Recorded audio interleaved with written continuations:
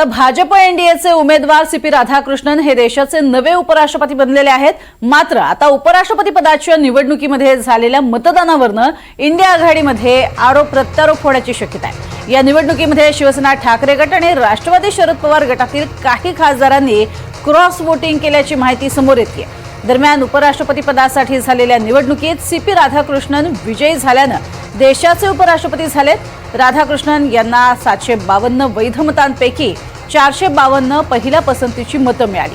त्यामुळे 752 वैध मतांपैकी 452 पहिल्या पसंतीची मतं मिळवत त्यांचा विजय झाला। तर बी सुदर्शन रेड्डी यांना 300 मतं मिळालेली आहेत। अधिक माहिती घेऊयात रामराजे शिंदे यांच्याकडनं। रामराजे, क्रॉस वोटिंग संदर्भात जी चर्चा येते, काय अधिक माहिती?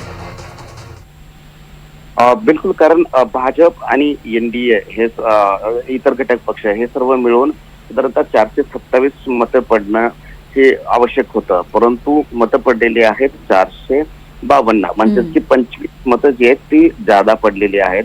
आणि त्याचबरोबर बाद झालेली मतं सुद्धा 15 आहेत, 10च्या सुमारास आहेत, म्हणजे की एकूण 35 मतांचा फटका जो आहे तो बसलेला आहे विरोधकांना। त्यामुळे या 35 मतामध्ये महाराष्ट्रातून महाविकास आघाडीची मतं याच्यामध्ये मोठ्या प्रमाणात असल्याची माहिती आपल्याला मिळते।